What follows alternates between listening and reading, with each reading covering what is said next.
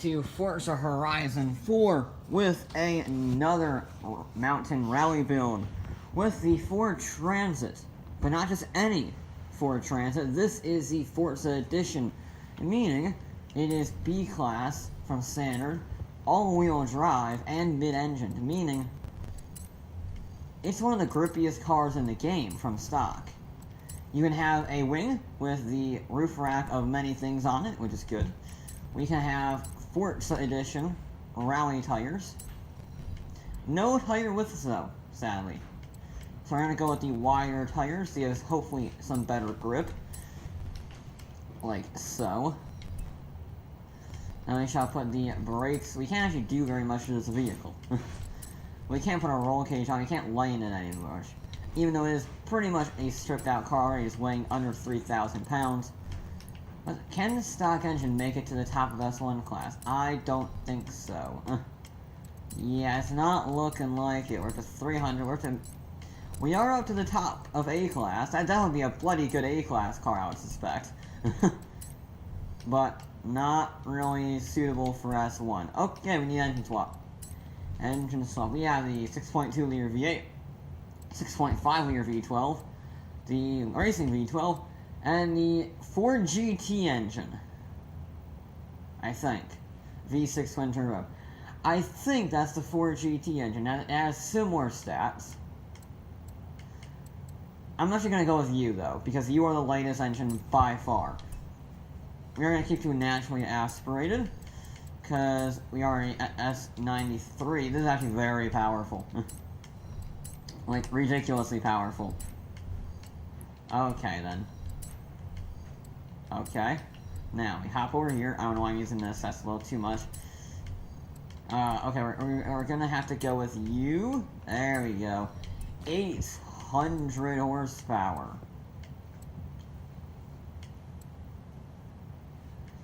That's a lot of power. 800 horsepower on the spot.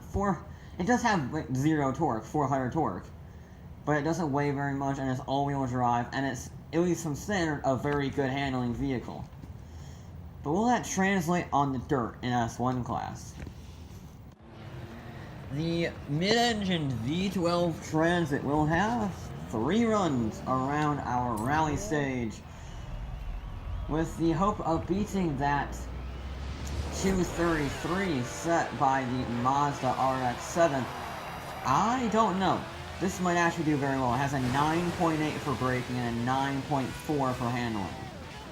That's pretty darn good. However, I do fear the acceleration due to the sheer lack of torque. So, yeah. We shall go at the 30-second mark with the V12 powered Transit. Yeah, it doesn't have a very good revs, just because it doesn't have any torque to rev the engine with. Because the Ferrari V12 is a bit weird. Now down the brakes, ooh, the brakes are nice, I braked a little early for that actually. Keep the revs up, Alright, that's some, not the best line through there, not that it really matters too much smashing through that stuff, because, well, it's a van. It's a van. Yeah, we are struggling a fair bit for straight line speed. Okay, and that's not helping us either. Okay, Scruffy run. I'm actually gonna do that. Yeah.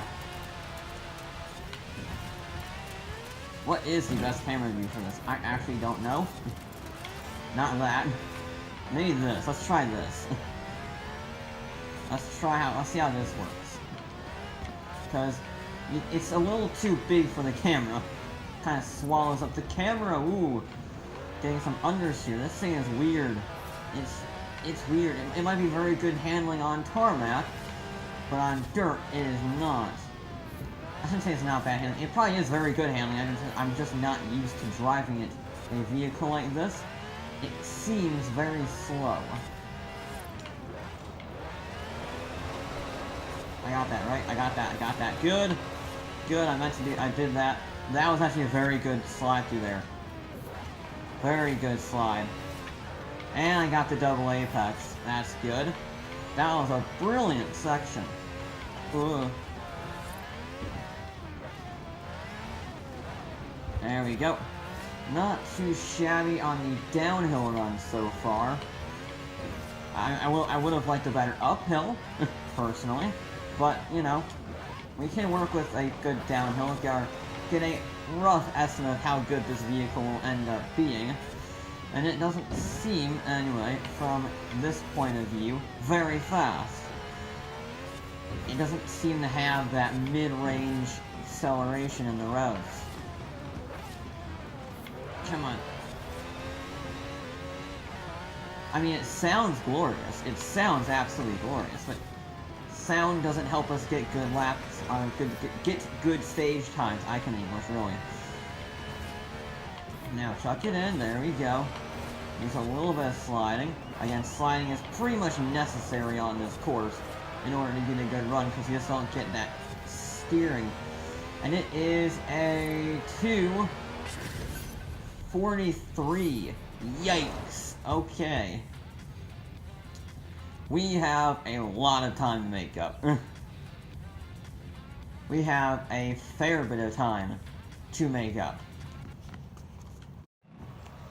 Round 2 is here for the Mighty Transit, which right now is not very mighty. It's kind of a meh. But who knows, maybe this vehicle's... Here's the thing. This vehicle has potential to be very quick. I think. However, in order to do so, I have to get a literally 100% perfect run. And that's very difficult. Good, alright. We're going to try running in this view, because it worked well in the downhill section. So, let's see how this goes. I am not having high hopes for this car. I am not having high hopes for this car at all. Just because, A, the revs are a bit funky, and B, it needs to be so perfect that I don't think I can do it. Alright, so better hairpin. We didn't run into the fence this time. Better hairpin. We braked a little later. We didn't run into the fence. Life is good in the hairpin world. There we go. Perfect. And chuck it in. Don't run into that fence either. Brilliant. Can I use the rear of the car to steer? Come on, okay, alright. Now if we can just mirror what we did last time, that would be pretty, I would be pretty happy with that run. Because the second half was a very good stage. Oh dear. Ah, okay. Holy cow. That was, I keep forgetting about that corner. That corner is decidedly nasty, especially in a vehicle like this. Cool. I nearly threw away an entirely perfect run because I almost fell off a cliff. Alright, perfect. Perfect run through there. Now down the brakes. Don't slide too wide. Now let's get this double apex just like that. That was perfect through there. It really likes this downhill section. Something about the downhill section really suits this Transit. I don't know what it is, but it really suits it. I don't know if that would be equivalent to a good lap time. However, it is nice to drive down here. I really like it. I really like driving it down this hill right here. It looks so far, knock on wood, not saying anything, it seems to be going a little faster on this run. I don't think it's going to be challenging the RX-7 though. I really don't think it will. Maybe a little too wide on that one. Look. Okay. Okay. Okay. Okay. Okay. We're good. We're good. We had a smidge running wide. It wasn't anything terrible. A little bit of a brake, just to make sure we don't run wide and miss the checkpoint. Are you serious? What? Why is it not counting the checkpoint? Okay. Well, never mind. The run was ruined by the car not getting a checkpoint. All that hard work. That was a good run. That was a really good run. God damn it. And it was ruined because the checkpoint. I turned in too early. And I missed the checkpoint. God damn it. I wasn't carrying enough speed when I went for the hairpin. Because you want to slide it through the hairpin. And I didn't have enough speed when I thought I would. So I just kind of stalled out right on the edge. Damn it. The final run is a do or die, really. Because otherwise it'll be a 240 something. And that is an atrocious first run. Because here's the thing, I have to go as fast as I physically can. I have to push this thing really hard in order to get a good lap. But in order to push it really hard, it ends up making me vulnerable to easy mistakes, like the last one where I was an idiot and handbraked it too early. So, yeah. It's not a very good car. It's a good car to drive, it's just not very quick. It's just not very quick.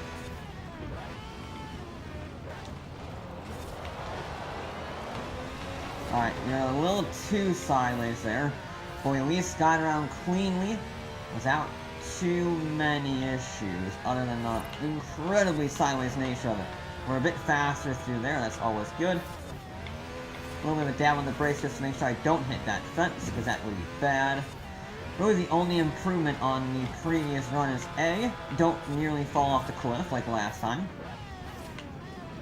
And B, don't handbrake it too early like a muppet and screw up royally. Cause that would be bad. All this hard work and not getting a single clean lap. There we go, look at that. I learned, you see, I can learn. It is possible for me to learn a corner. Sometimes. Alright, there's also kind of a triple apex really, which I actually did quite well. I actually did quite well on that one. Keep it around here, and straighten out. Thank you. That was pretty much the perfect way to take that corner. You want to cut in and let the corner kind of just let the car strain itself around the corner. Almost like it's steering itself. So you try and you keep up as much momentum as possible. I ran a little deep there, got bumped out wide. The first time actually being bumped out wide there. But there we go. We're a little wide through here, but again, we are still clean. We are still going decently fast. I am going like stink. We're good. That's a lot of airtime. In an area of scariness. Yeah, we're not carrying the speed. It's very fast and it's very fun. That's not the way you should be taking that corner. There we go.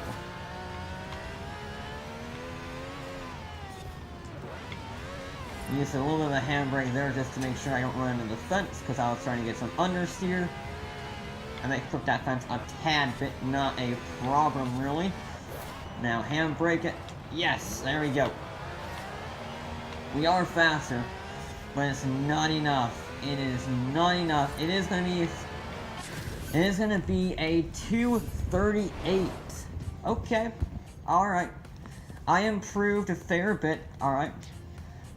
Oh, that is very stressful. Oh dear, that is very stressful. I don't like that one bit. But yeah, a 238.856 is the best we could do. And unfortunately, that will put it down in last place. 2 seconds slower than the Taxi, and then 5 seconds slower than the Mazda.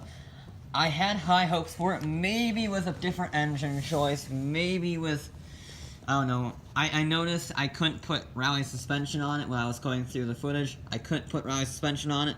That might have had a cause, but it just didn't seem to have the speed. It didn't have the get-go around the corners. And I think that's where it came undone. It was lightweight, and it had all-wheel drive mid-engine, so it was very good handling. It just could not match the other two in straight-line speed. Even the RX-7, which had 200 horsepower less. And it was still faster accelerating just because of its type of engine. So it is a bit sad, I know. I wanted the Transit to do well just because who doesn't want a mid-engine all-wheel drive Transit to do well? But there you go. That is going to be it for this episode of Forza Horizon 4. We'll be back with more